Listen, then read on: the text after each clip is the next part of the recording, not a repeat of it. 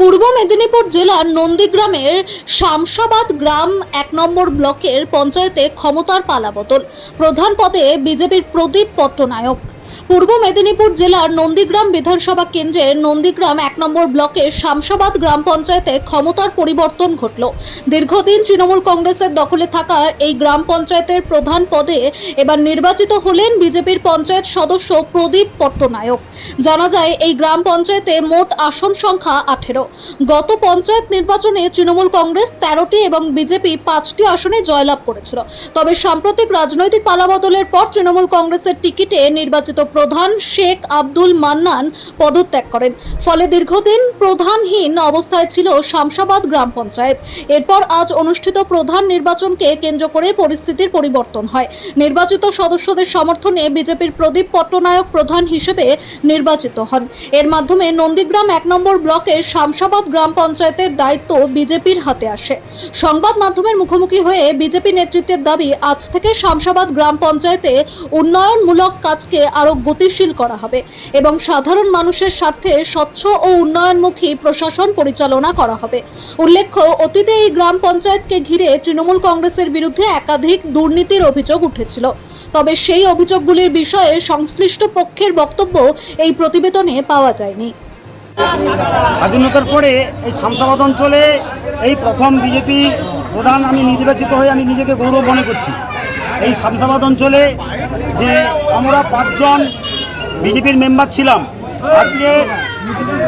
আজকের এই যে আমি প্রধান নির্বাচন হয়েছি, আমাদের সকলের সহযোগিতা, আমার ৫ জন মেম্বারের সহযোগিতা, আমার প্রত্যেক ভোটার এবং বিরোধী দলের যারা মেম্বার ছিল তারাও সহযোগিতা করেছেন আমাকে।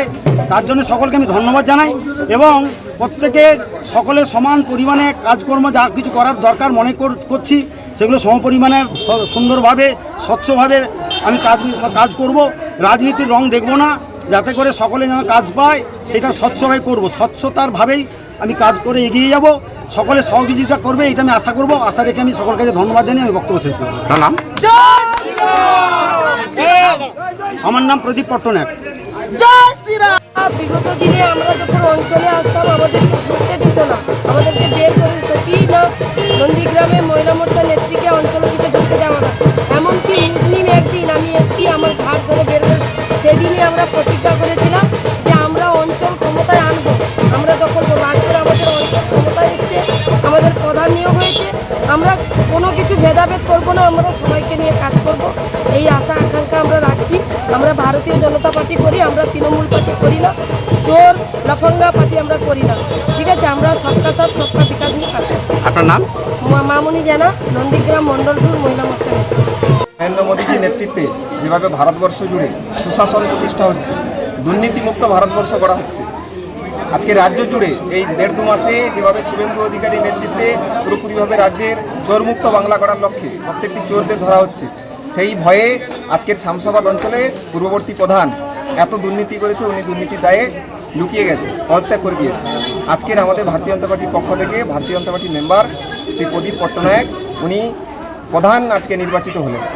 আমরা স্বাধীনতার পর প্রথমবার এই শামশাবাদ অঞ্চলে প্রধান পেয়ে ভারতীয় জনতা পার্টির পক্ষ থেকে আমরা ভারতীয় জনতা পার্টির যারা কার্যকর্তা কর্মী তারা প্রত্যেকে আপ্লুত, গর্বিত যে আমাদের পক্ষ থেকে একজন প্রধান এই অঞ্চলের দুর্নীতিমুক্ত পঞ্চায়েত গড়ার লক্ষ্যে উনি বসেছেন।